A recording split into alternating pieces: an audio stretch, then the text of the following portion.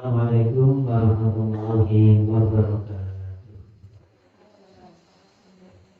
Alhamdulillahirabbil alamin. Alhamdulillahilladzi hadana li hadza wa ma kunna linahtadiya laula an hadana Allah.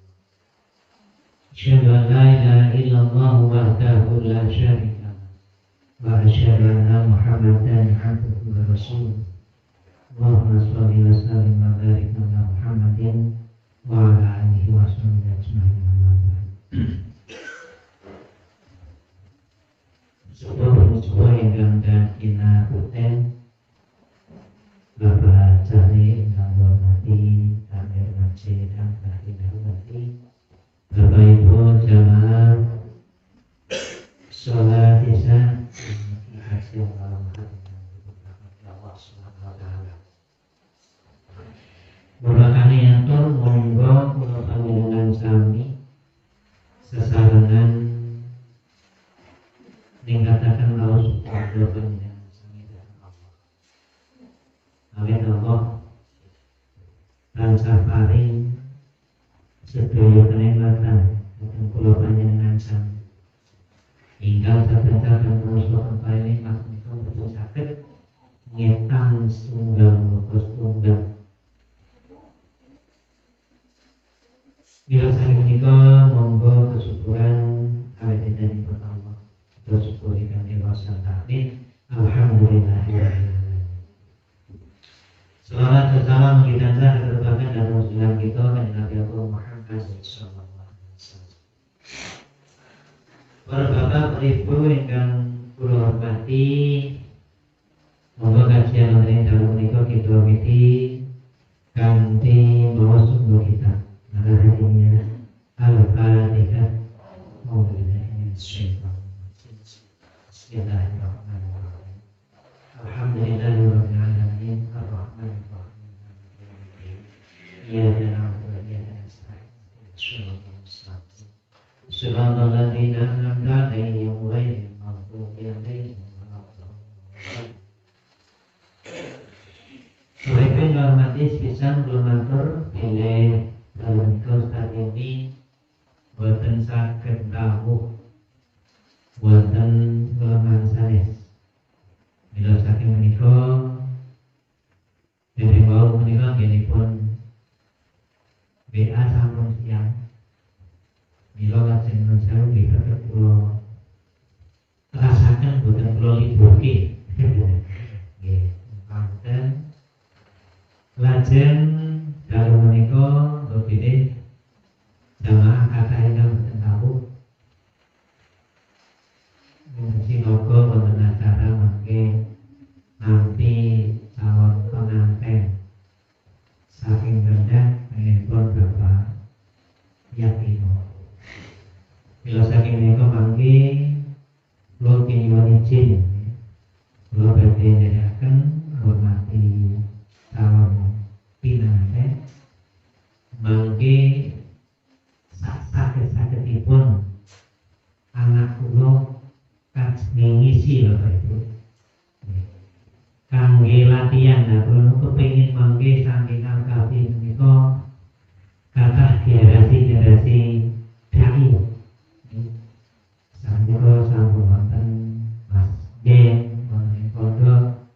Nah mangke sanesipun ingkang saged nyusul malih sehingga mangke sak pengkere kula ya malih kula ya mungkin ora urip terus mesti mati ya. Nah mangke lusun nggih pisan mangke generasi terus saking putra wayah Bapak Ibu monggo pun calonaken dados dai-dai ingkang mangke saged beto kemajengan wonten ing agami. Kalau ngajeng menika kula suwun dhateng Pak Carik sampun siap kagem khotbah. Bagus dan gini ya ning khotbah niku Pak Bapak wonten Pak Ahmad Hadi kula nangke lajeng wonten Pak Carik. Insyaallah mangke anak kula wonten beliau. Jadi mangke tambahan kula jadi selapan dino bagi suami sepisah. Nah, ini selalu nanti selalu nanti generasi kalau dengan suami sakit atau merasakan saking perjuangan itu poro kabus almarhum Ustaz Asno saat rasipun pulau merasakan nanti saat rasipun datang putra wayang Bapak Ibu sekalian. Kadang tinggal sakit terakhir nanti saat sakit itu anak lo kali ini anak itu kuyu kamu mau buka latihan. Nek buat baik Allah pun sering kalau kan latihan dikatakan dosen yang terbodoh juga ya harus tahu. Nah, ini makin kita kan nama main dewe kita yang ngomong. Maka penimbangan itu kalau yang kamu kan berarti izin kalau berarti hormati calon pengantin. Kita akhiri bila itu hidayah. Assalamualaikum warahmatullahi wabarakatuh.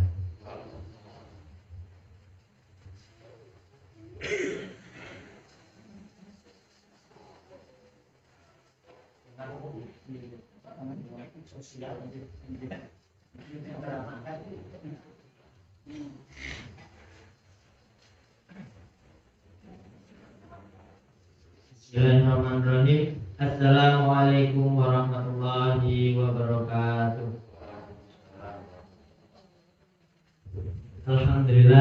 Alhamdulillahirabbil alamin wa bihi nasta'in ala umuri dunya waddin. Wassalatu wassalamu ala asrofil anbiya'i wal mursalin sayyidina wa maulana Muhammadin wa ala alihi wa sahbihi ajma'in amma ba'd. Pertama-tama marilah kita panjatkan puja dan puji syukur kita kehadirat Allah Subhanahu wa taala yang karena Allah lah kita bisa merasakan hujan, dan karena Allah lah kita bisa merasakan kemarau, dan dengan air hujan pula tumbuh-tumbuhan bisa kembali tumbuh lagi, bisa hijau kembali, dan akhirnya kita bisa merasakan nikmatnya kembali hujan yang sudah lama kita tidak ada dengan. Yang kedua, salawat serta salam semoga selalu tercurahkan kepada junjungan kita Nabi Agung Nabi Muhammad Sallallahu Alaihi Wasallam yang telah mencurahkan beribu-ribu keringatnya, beribu tetes darahnya, yang beliau itu sudah berjuang sekeras mungkin, berjuang dengan seluruh hidupnya agar kita bisa menikmati Islam hingga hari ini. Ma'asyiral muslimin rahimakumullah. Sebelumnya kula nyuwun ngapunten nek dari saged ngagem basa Jawi, karena kebiasaan ten pondok niku nek misale ngisi kajian ngeten iki ngageme bahasa Indonesia. Ma'asyiral muslimin rahimakumullah. Allah Subhanahu wa taala berfirman dalam Al-Qur'an surat Al-Baqarah ayat 102, "Wattaba'u ma tatlu asyayatin 'ala mulki Sulaiman, wa ma kafara Sulaiman walakinna asyayatin kafaru yu'allimuna an-nasa sihra, wa ma anzala 'ala al-malakaini bi Babila Harut wa Marut. وَمَا يُعَلِّمَانِ مِنْ أَحَدٍ حَتَّى يَقُولَا إِنَّمَا نَحْنُ فِتْنَةٌ فَلَا تَكْفُرْ فَيَتَعَلَّمُونَ مِنْهُمَا مَا يُفَرِّقُونَ بِهِ بَيْنَ الْمَرْءِ وَزَوْجِهِ وَمَا هُمْ بِضَارِّينَ بِهِ مِنْ أَحَدٍ إِلَّا بِإِذْنِ اللَّهِ وَيَتَعَلَّمُونَ مَا يَضُرُّهُمْ وَلَا يَنفَعُهُمْ وَلَقَدْ عَلِمُوا لَمَنِ اشْتَرَاهُ مَا لَهُ فِي الْآخِرَةِ مِنْ خَلَاقٍ وَلَبِئْسَ مَا شَرَوْا بِهِ أَنفُسَهُمْ لَوْ كَانُوا يَعْلَمُونَ. Yang artinya, dan mereka mengikuti apa yang dibaca oleh setan-setan pada masa kerajaan Nabi Sulaiman. Sulaiman itu tidak kafir, tetapi setan-setan itulah yang kafir. Mereka mengajarkan sihir kepada manusia, dan apa yang diturunkan kepada dua malaikat di negeri Babilonia, yaitu Harut dan Marut. Padahal keduanya tidak mengajarkan sesuatu kepada seseorang sebelum sesungguhnya kami hanyalah cobaan bagimu, sebab itu janganlah kafir. Maka mereka mempelajari dari keduanya malaikat itu apa yang dapat memisahkan antara seorang suami dengan istrinya. Mereka tidak akan dapat mencelakakan seseorang dengan sihirnya kecuali dengan izin Allah. Mereka mempelajari sesuatu yang mencelakakan dan tidak memberi manfaat kepada mereka, dan sungguh mereka sudah tahu barang siapa membeli atau menggunakan sihir itu niscaya tidak akan mendapat keuntungan di akhirat, dan sungguh sangatlah buruk perbuatan mereka yang menjual dirinya dengan sihir sekiranya mereka tahu. Surat Al-Baqarah ayat 102. Masyaallah muslimin rahimahullah, Bapak Ibu yang dirahmati Allah Subhanahu wa taala. Praktik sihir itu sebenarnya sudah marak di Indonesia, dan bahkan sejak zaman dahulu, bahkan di zaman Nabi Sulaiman alaihissalam, beliau itu pernah difitnah meninggalkan buku sihir di bawah singgasananya. Sementara Nabi Ibrahim alaihissalam juga pernah bertarung dengan para dukun sihir kaki tangan Raja Namrud. Keberadaan sihir itu juga diabadikan tadi di surat Al-Baqarah ayat 102 yang menggambarkan bahwasanya pada saat zaman kerajaan Nabi Sulaiman itu ada dua malaikat, yakni Harut dan Marut, yang keduanya itu tidak akan mengajarkan sesuatu kepada manusia sebelum mereka mengatakan bahwa sesungguhnya kami, yaitu malaikat Harut dan Marut, hanyalah cobaan bagimu, sebab itu janganlah kafir. Namun karena pada saat itu setan-setan juga banyak yang menghasut manusia sehingga melakukan tindakan sihir untuk memecah sebuah keluarga pada saat itu. Maka firman Allah di atas menjadi salah satu dalil bahwa sihir itu benar-benar ada dan nyata, sama seperti perkara gaib lainnya. Bagaimana diketahui, sihir adalah upaya yang dilakukan manusia dengan meminta pertolongan kepada setan untuk mencelakai orang lain. Kebencian dan sakit hati seorang manusia itu biasanya menjadi alasan mengapa seorang itu mengirim sihir. Kita bisa lihat pada fenomena hari ini bahwasanya kadang ada orang itu melakukan sihir karena dia benci dengan kebahagiaan orang lain. Kadang melihat orang lain bahagia itu rasanya sumpah, rasanya gak enak, iri. Akhirnya ketika semua jalan dengan memfitnah, dengan mencelakai orang tersebut, masih gagal untuk membuat orang tersebut sengsara, maka sihirlah yang biasanya orang-orang itu gunakan untuk menghancurkan kebahagiaan seseorang.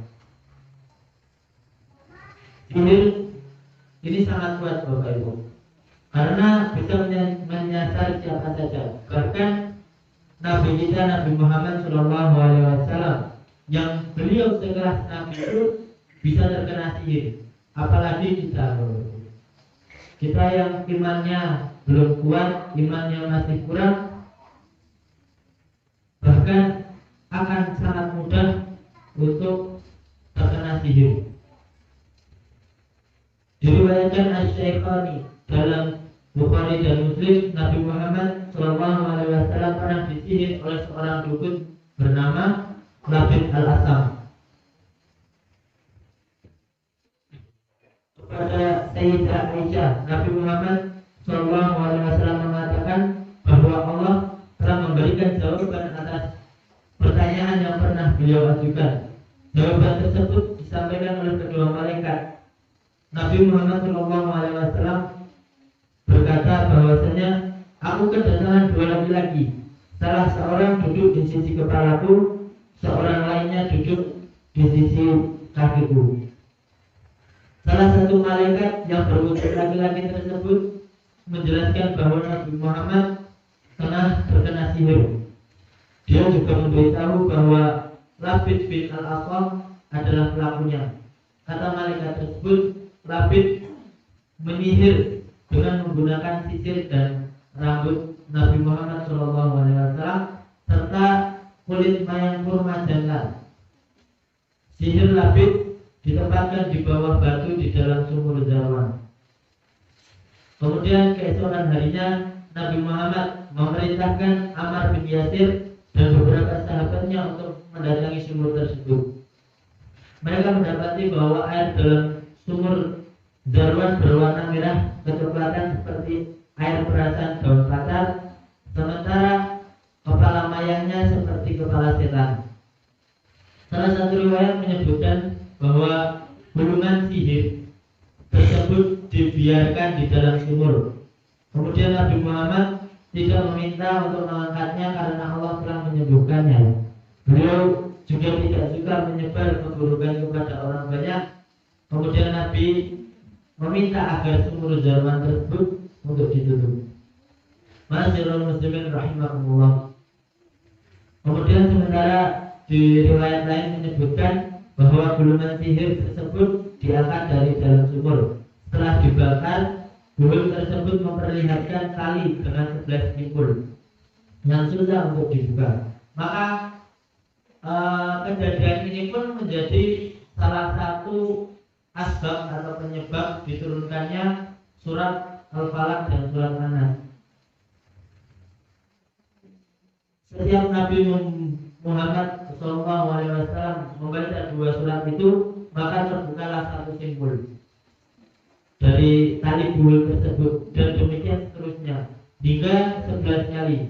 Maka sejak saat itu sebelum tidur Nabi Muhammad SAW selalu membaca surat Al-Falaq dan surat An-Nas. Dan ada juga riwayat lain yang menyebutkan bahwasanya sebelum beliau tidur itu beliau membaca surat Al-Falaq, An-Nas, Al-Ikhlas, dan ayat kursi. Tidak lain, ini adalah untuk melindungi dirinya dari hal-hal yang tidak diinginkan seperti sihir. Maka sejak saat itu, seandainya Rasulullah SAW itu menderita sakit, yang sakitnya itu lumayan parah, maka Sayyidah Aisyah membacakan surat-surat tersebut dan mengusapkan tangannya kepada tubuh Nabi Muhammad SAW. Ma'asyiral muslimin rahimani wa rahimakumullah. Maka Ibnu Qayyim Al-Jauziyah itu membuat sebuah rangkuman bahwasanya kita harus melakukan amalan, atau kita dianjurkan untuk melakukan amalan-amalan ini ketika kita ingin dijauhkan dari sihir. Ya mungkin tidak menangkal sepenuhnya, tapi setidaknya kita terlindungi dari sihir tersebut. Karena sudah terbukti Bapak Ibu bahwasanya sihir itu sangat-sangat kuat, bahwa bahkan setelah Nabi Muhammad saja tersihir. Dalam bukunya Ibnu Qayyim Al-Jauziyah, salah seorang ulama Ahlussunnah wal Jamaah, menerangkan adanya beberapa amal yang apabila kita melakukannya dengan izin Allah, kita akan terjaga dari sihir. Di antara amal-amal itu adalah yang pertama, memohon perlindungan kepada Allah. Ini yang pertama. Ma'asyiral muslimin rahimakumullah. Allah Subhanahu wa taala menurunkan surat Al-Falaq yang berisi petunjuk untuk memohon perlindungan kepadanya dari berbagai kejahatan. Salah satu kejahatan itu adalah kejahatan para penyihir. Maka dari dari kisah Nabi Muhammad tadi kita bisa tahu bahwasanya surat yang ampuh untuk membentengi kita itu adalah surat Al-Falaq. Bahkan ketika kita merenungi arti dari surat Al-Falaq itu kita bisa tahu bahwasanya Allah itu akan senantiasa melindungi hambanya ketika kita tidur. Dalam arti surat Al-Falaq, katakanlah aku berlindung kepada Rabb yang menguasai waktu subuh dari kejahatan makhluknya, dari kejahatan malam apabila telah gelap gulita, dari kejahatan wanita-wanita tukang sihir yang menghembus pada buhul-buhul, dan dari kejahatan orang yang dengki apabila ia dengki. Maka dari surat ini kita bisa mengetahui bahwasanya malam hari ketika kita tidur akan banyak sekali bahaya yang mengancam kita. Bahkan di suatu riwayat itu disebutkan bahwasanya Nabi Muhammad itu terkena sihir itu ketika beliau istirahat. Dengan dibacakannya Al-Falaq, An-Nas, kemudian Al-Ikhlas di sebelum istirahatnya kita, insya Allah akan senantiasa melindungi kita ketika kita istirahat di malam hari. Karena Allah itu senantiasa terjaga dan Allah itu tidak tidur. Inna Rabbi lasami'ud du'a. Sesungguhnya Rabbku benar-benar mengabulkan doa. Surat Ibrahim ayat ke-39. Masyaallah muslimin rahimani wa rahimakumullah. Ada sebuah cerita dulu di pondok saya itu, kelas saya pernah menjadikan Al-Falaq, An-Nas, kemudian Al-Ikhlas serta ayat kursi itu menjadi kebiasaan sebelum tidur. Namun di hari-hari awal pertama kali itu mungkin karena bacaan ini atau amalan ini itu juga untuk meruqyah diri sendiri. Jadi ketika kakak kelas saya tidur itu, mereka itu bermimpi tentang hal yang tidak baik. Ya, itu karena salah satu strategi setan agar kita takut untuk mengamalkan. Kemudian yang kedua yaitu adalah bertakwa kepada Allah Subhanahu wa taala. Masyaallah muslimin rahimani wa rahimakumullah. Bertakwa kepada Allah ini senantiasa kita diingatkan, terutama di hari-hari Jumat, bahwasanya setiap khotib itu berkhutbah senantiasa mengingatkan kepada jamaah, kemudian kepada diri pribadi untuk bertakwa kepada Allah. Karena sebaik-baik bekal yang kelak kita akan bawa di akhirat nanti adalah ketakwaan kita. Kita belum mengerti kapan kita akan meninggal, kapan Allah itu akan mencabut nyawa kita. Bisa jadi ketika kita berangkat ke masjid kemudian tersandung, kemudian meninggal, itu bisa. Nah, maka untuk bekal kita di akhirat nanti, yakni adalah ketakwaan. Kemudian Nabi Shallallahu Alaihi Wasallam bersabda di hadis Arba'in, an Abil Abbas Abdullah bin Abbas radhiyallahu anhuma qala kuntu khalqan Nabi Shallallahu Alaihi Wasallam yawma faqala ya ghulam inni u'allimuka kalimatin ihfazillah yahfazka ihfazillah tajidhu tujahaka idza sa'alta fas'alillah wa idza ista'anta fasta'in billah wa'lam anna al-ummata law ijtama'at ala an yanfa'uka bi syai'in lam yanfa'uka illa bi syai'in qad katabahu Allahu laka wa in istama'u ala an yadurruka bi syai'in lam yadurruka illa bi syai'in qad katabahu Allahu 'alaika rabi'atil ulama wa jafatis suhuf lihi wa warahu Tirmidzi wa qala haditsun hasan sahih. Dari sahabat Abdullah bin Abbas radhiyallahu anhuma, beliau berkata, suatu saat saya berada di belakang Nabi sallallahu alaihi wasallam, maka beliau bersabda, wahai Ananda, saya akan mengajarkan kepadamu sebuah perkara, bahwasanya jagalah Allah, niscaya Dia akan menjagamu. Jagalah Allah, niscaya Dia akan selalu berada di hadapanmu. Jika kamu meminta, mintalah kepada Allah, dan jika kamu mohon pertolongan, mohonlah pertolongan kepada Allah. Ketahuilah, sesungguhnya jika sebuah umat berkumpul untuk mendatangkan manfaat kepadamu atas sesuatu, mereka tidak akan mendapatkan sesuatu itu sedikit pun kecuali atas kehendak Allah. Dan jika mereka berkumpul untuk mencelakakan atas sesuatu, niscaya mereka tidak akan mendapatkan manfaat dari itu kecuali Allah telah menetapkan bagimu. Pena telah diangkat dan lembaran telah kering. Hadis riwayat Tirmidzi, dan beliau berkata bahwasanya hadis ini hasan sahih. Ma'asyiral muslimin rahimani wa rahimakumullah. Maka dari hadis ini juga kita bisa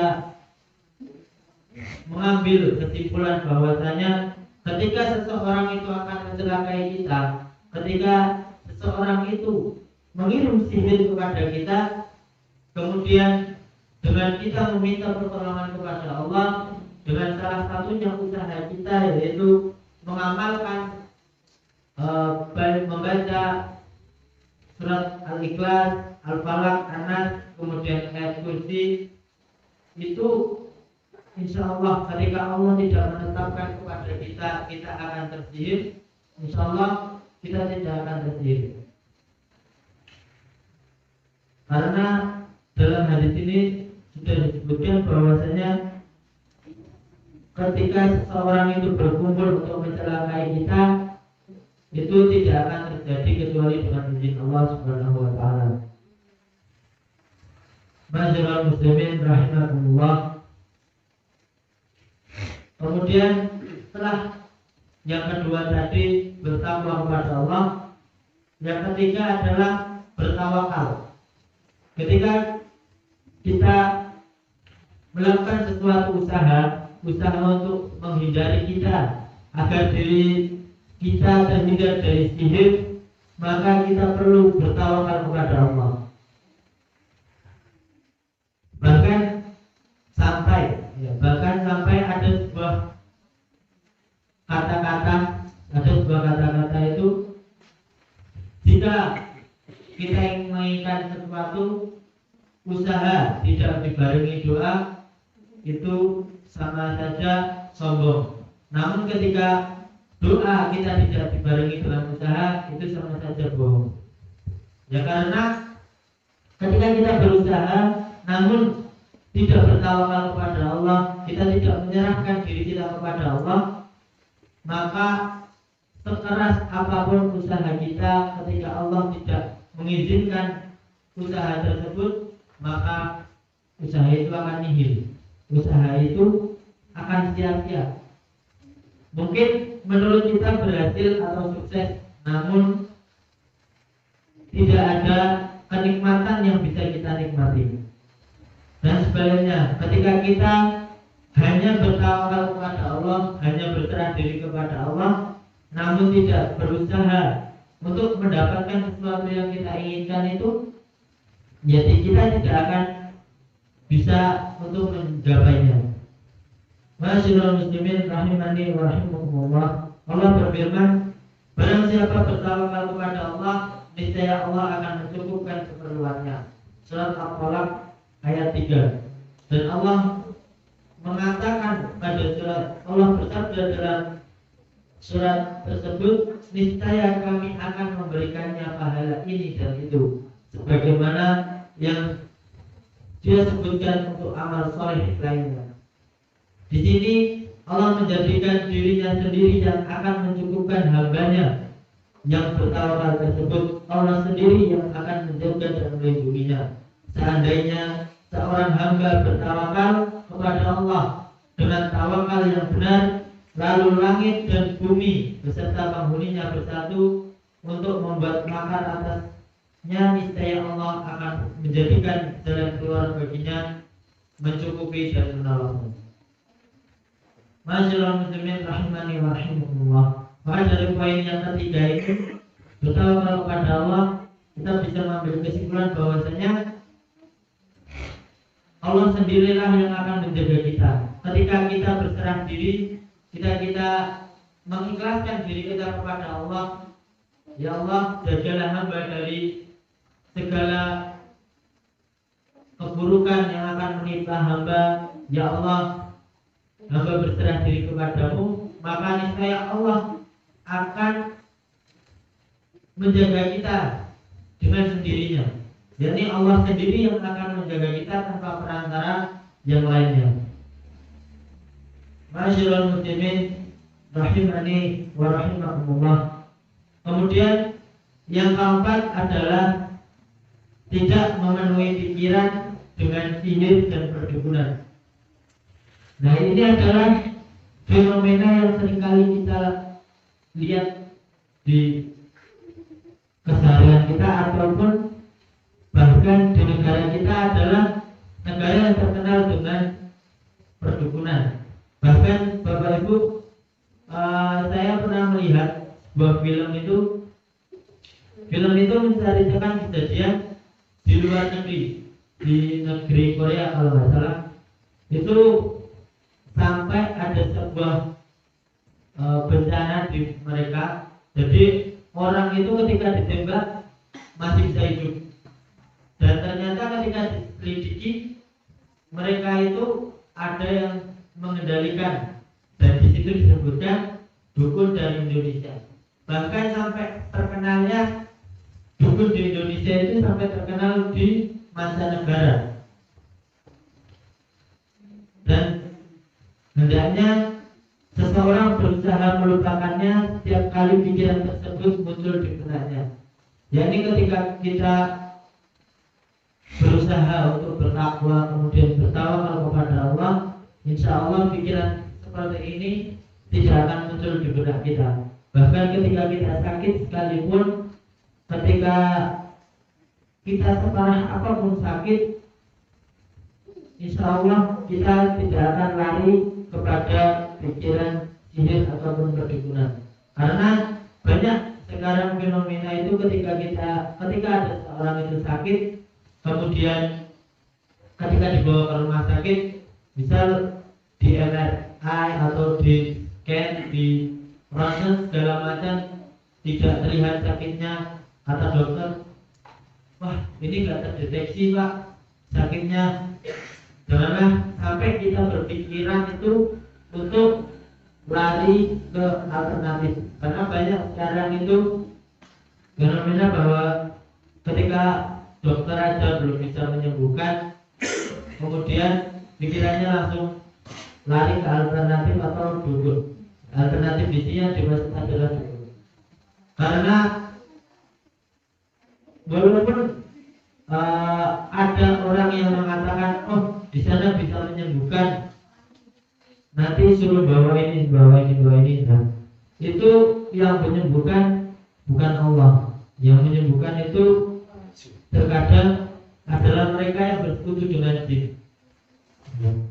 Bersekutu dengan jin. Walaupun sembuh, belum tentu itu adalah nikmat yang Allah berikan.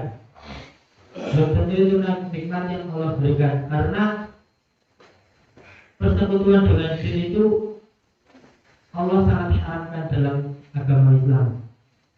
Bahkan tergolong ke dalam dosa yang besar. masuk ke dalam syirik. Masyarul muslimin rahimani wa rahimakumullah. Maka obat paling mujarab dan cara paling ampuh yang dapat menolong seseorang untuk menolak bahaya-bahaya tersebut, ibarat orang yang dikejar-kejar musuh untuk ditangkap dan disiksa, namun tiba-tiba musuh tersebut diam, tidak mengapa-apakannya. Keduanya pun tak saling bersentuhan, bahkan musuh itu pun menyingkirkan dan tak kuasa mengganggunya. Maka yang perlu diperhatikan adalah tidak akan tercapai kecuali dengan memenuhi poin yang selanjutnya, yaitu poin selalu mendekatkan diri kepada Allah dan menjaga keikhlasan. Karena dari poin 4 ini ke poin 5 ini adalah satu berkesinambungan. Karena dengan kita mendekatkan diri kepada Allah, insya Allah akan senantiasa menjaga pikiran kita, menjaga hati kita agar senantiasa kembali kepada Allah, agar senantiasa menyandarkan diri kita kepada Allah Subhanahu wa taala. Caranya adalah dengan menjadikan rasa cinta kepada Allah, berharap akan ridhonya dan kembali kepadanya, senantiasa mengisi hatinya.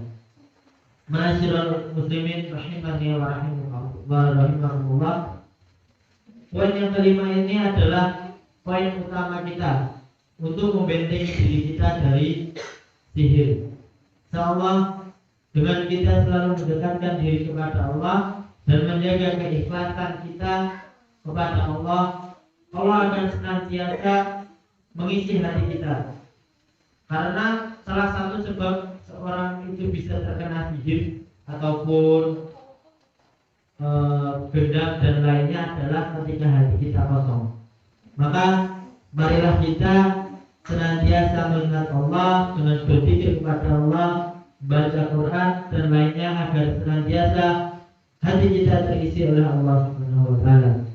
Sungguh hal itu akan dapat mengalahkan pengaruh buruk orang yang dengki, sehingga sangat mungkin ia akan melakukan sihir atau meminta jasa penyihir kepadanya dan mengikisnya perlahan-lahan hingga hilang sama sekali. Dengan demikian, yang tinggal di hatinya hanyalah cita-citanya mendapatkan kecintaan Allah Subhanahu wa taala, bertakarub kepadanya, mencari ridhonya, mendapat belas kasihnya dan selalu ingat kepadanya, seperti seseorang yang selalu ingat akan kekasihnya yang senantiasa berbuat baik kepadanya.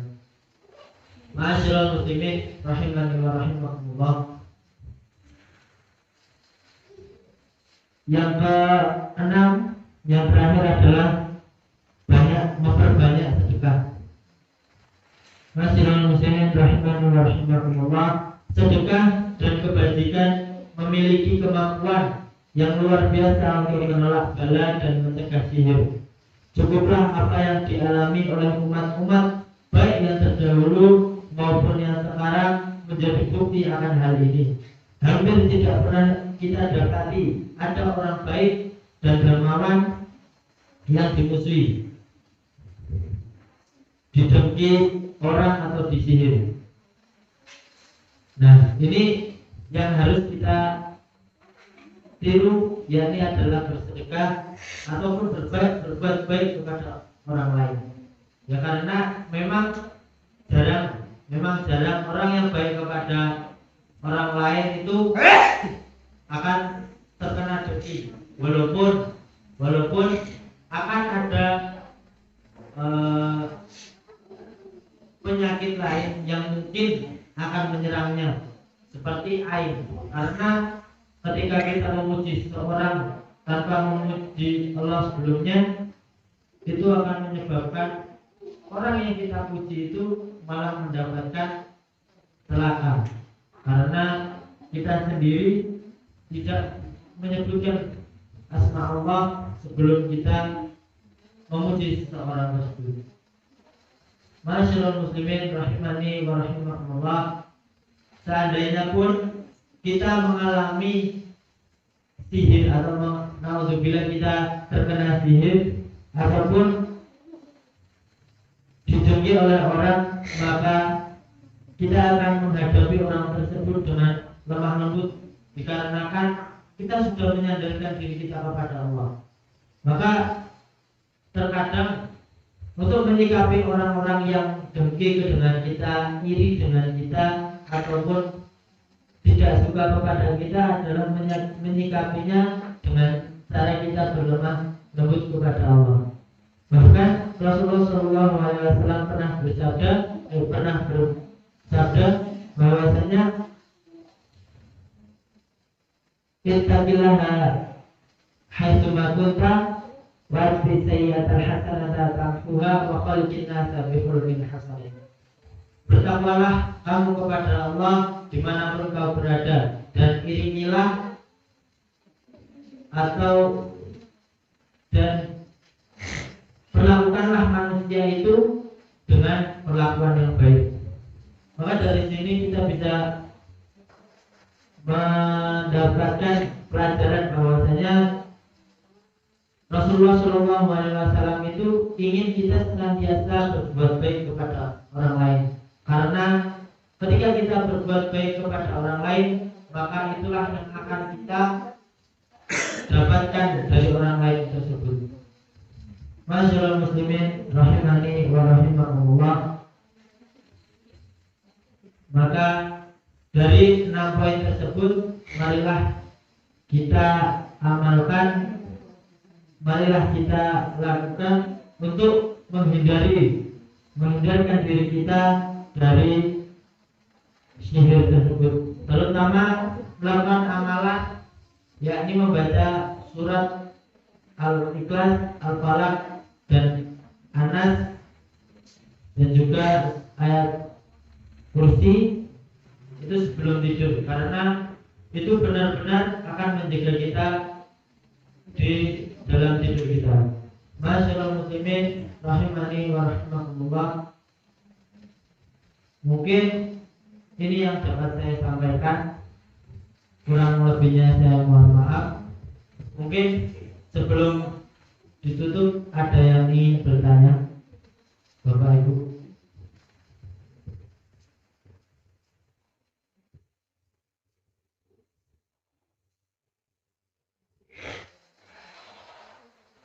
Ini kalau tidak ada pertanyaan, marilah kita tutup kajian pada malam hari ini dengan membaca kafaratul majlis. Subhanallah.